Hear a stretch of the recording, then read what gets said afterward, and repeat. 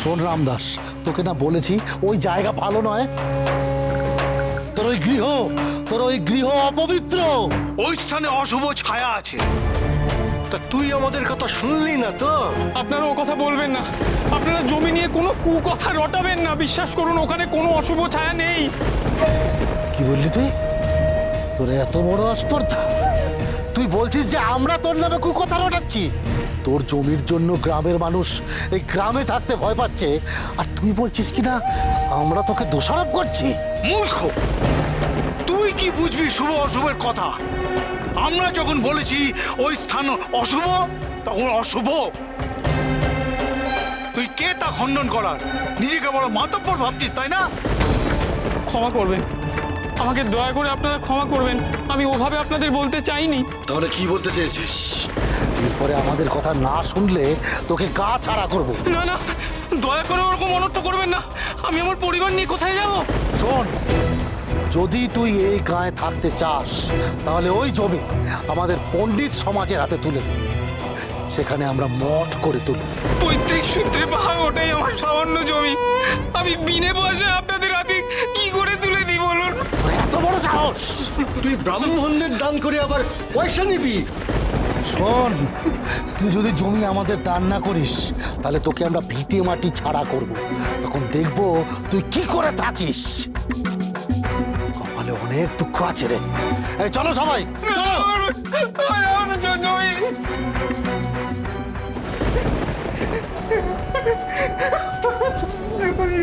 এইখানে তো গোল বেঁধেছিল কেন গো?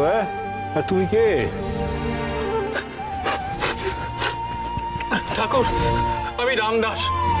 ভিটে ছাড়া পৈতৃক সূত্রে কেবল একটি মাত্র কুটির আমি পেয়েছি। গ্রামের মাতব্বর আর পণ্ডিত সমাজ আমার থেকে সেই যৎসামান্যটুকু কেড়ে নিতে চায়, কিন্তু তার বিনিময়ে তারা আমাকে একটি পয়সাও দিতে চায় না। উল্টে আমাকে ভয় দেখাচ্ছে গ্রাম ছাড়া করবে বলে। আচ্ছা, তোমার ওই কুটিরটা যদি আমরা কিনে নিই?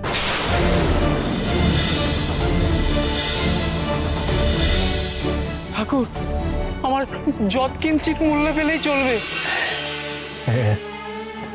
মা সত্যময়ী, তখন তোমার আঁচলে মায়ের স্থানের যে আশীর্বাদী মাটি রেখেছিলাম তা বের করে দাও দেখি। কিন্তু ঠাকুর। বের করে দাও না মা। হ্যাঁ ঠাকুর।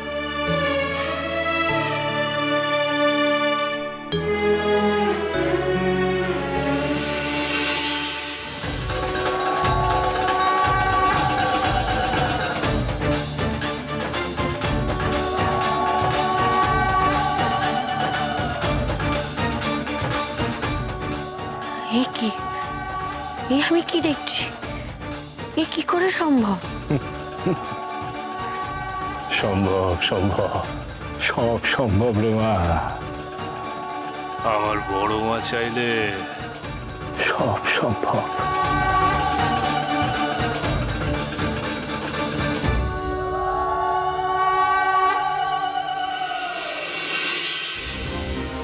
আমি তো নিজের চোখকে বিশ্বাসই করতে পারছি না।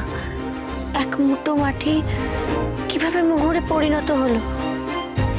মা গো, এ সবই মায়ের লীলা গো, সব মায়ের লীলা। এ হলো আমার বড় মায়ের আশীর্বাদ, এ হলো মায়ের খেলা, মায়ের নিত্য লীলা। মা যে নিজের লীলা এইভাবে আমাকে দেখাবে কখনো ভাবতে পারিনি। গিন্নি, এই যে আমাদের পরম সৌভাগ্য গো। জানো, গোটা তারাপীঠবাসী বামদেব ঠাকুরের সাথে মা তারার এই লীলা রোজ প্রত্যক্ষ করে গো। হ্যাঁ, শোনো গো তোমরা, আমার বড় মা নিজে এই দুটি মোহর পাঠিয়েছেন যাতে তোমরা তোমাদের বাসস্থান কিনতে পারো গো। শোনো গো রাখাল, ও রাখাল, শোনো, এই মোহর দুটি নিয়ে তুমি রামদাসকে দাও। রামদাস যে ভিটে বাটি বিক্রি করতে চাইছে তা তোমরা কিনে নাও, বুঝেছো? তা নয় হলো ঠাকুর, কিন্তু এখন যে আমার কাছে দলিল নেই, এখন আমার দাম লাগবে না। দূর বেটা, তাতে কি হয়েছে? না ঠাকুর, আমি যখন কাগজপত্র সই সাবুত করে দেব তখন আমাকে দাম দিলেই হবে। শোন রে বেটা, যার মাথায় মায়ের আশীর্বাদ আছে তার আবার ঠকবার ভয় কিসের? বিশ্বাসী তো সব, বিশ্বাসী সব রে রামদাস। তা বটে ঠাকুর। ও রাখাল, দাঁড়িয়ে রইলে কেন? মোহর দুটো দাও ওকে।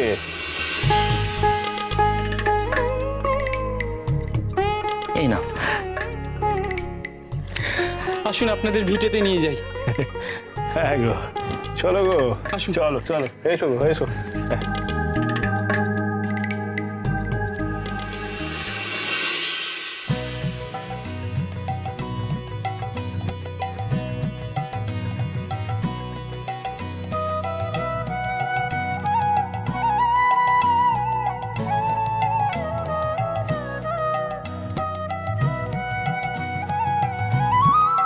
হে বাস্তুদেব, সব বিঘ্ন দূর করো।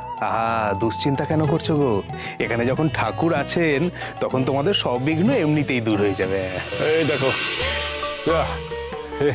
তোমরা না হয় আমাকে ঠাকুর বলে ডাকো, তাহলে কি আমি সত্যিকারের ঠাকুর নাকি গো?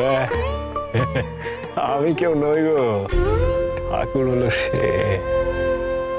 তারা তারা তারা। সে তুমি যাই বলো বাবা ঠাকুর, তুমি আমাদের জ্যান্ত ঠাকুর। তোমার পায়ে মাথা ঠেকিয়ে তো আমরা চলেছি গো। এই শালা, তুই আমার তেল দিচ্ছিস যে বড়? হ্যাঁ, বলি মতলবটা কি? বল মতলবটা কি? মতলবটা কি করে আর খুঁজিয়ে বলি? এই পিঠে থেকে যত দূরে দেখা যায় ততই মঙ্গল। এই পিঠের সামনে এসে আমার গা কাঁপছে, ভয় ধরছে মনে। আমার তো এখান থেকে পালিয়ে যেতে ইচ্ছা করছে। এই দেখেছো লগেন কাকা, দেখেছো এই গদু কেমন থম মেরে গেল? আসলে ভেতরে ভেতরে একটা মতলব ভাবছে। হ্যাঁ, ভাবে কি আমি কিছু বুঝবো না। এই যে শুনে রাখো শালা, তুমি যে মতলবই ভাঁজো কাজে লাগবে নি। ও রামদাস, এই শোনো শোনো বাবা, শোনো শোনো, তুমি ভিটেতে তো আমাদের নিয়ে এলে, এবার তোমার কাজটা কি? আপনারা কোনো চিন্তা করবেন না, কাল সকালবেলায় আমি সব কাগজপত্র সই সাবুত করে দিয়ে যাবো খন। বেশ বেশ বেশ। এই যে দেখছেন ভিটে, এই আশপাশের জমি, এই সব উনাদের, এই সব উনাদের। হ্যাঁ। তবে ঠাকুর, একটা কথা না বলে দিলে যে আমার পাপ হবে। আমি কাউকে জেনে বুঝে ঠকাতে চাই না ঠাকুর।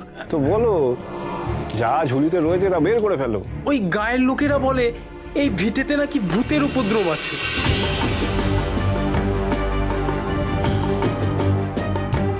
তবে কথাগুলো একদম মিথ্যা কথা নয়। এই ভিটেতে আমি নিজেই কোনোদিনও থাকতে পারিনি। রাতে নানা রকমের শব্দ হয়, কে যেন চলে ফিরে বেড়াচ্ছে, পাতকুয়ো থেকে জলও তুলছে। রাতের বেলায় এই কুটিরের পাশ দিয়ে মানুষজন গেলে নাকি অনেক কিছু দেখতে পায়। মানে কি বাবা ঠাকুর এখানে বলছি? শালা, এটাকে ধরে রাখো দেখি লগেন টাকা, কথা বলতে দেয় না। এই যে বাবা, বলো দেখি, বলো কি বলছিল, বলো। আপনারা আমাকে বিশ্বাস করেছেন, তাই আমারও উচিত আপনাদের এই বিশ্বাসের মর্যাদা রাখা। তাই আমি কথাগুলো খুলে বলেই ফেললাম।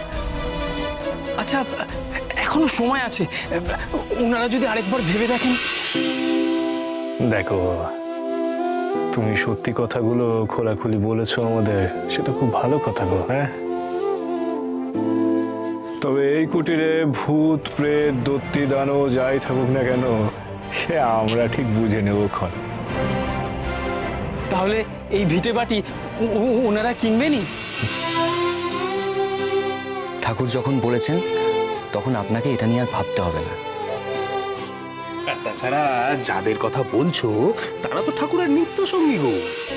যাক, আমি নিশ্চিন্ত হলাম। ঠাকুর, আমি তাহলে এখন আসি। এই শুভ, বেশ। মায়ের আদেশে যখন আমরা এই কুটিরে এসেই পড়েছি, তখন এখানে থেকে দেখাই যাক না যে আসলে কি ঘটে। মহাপীঠ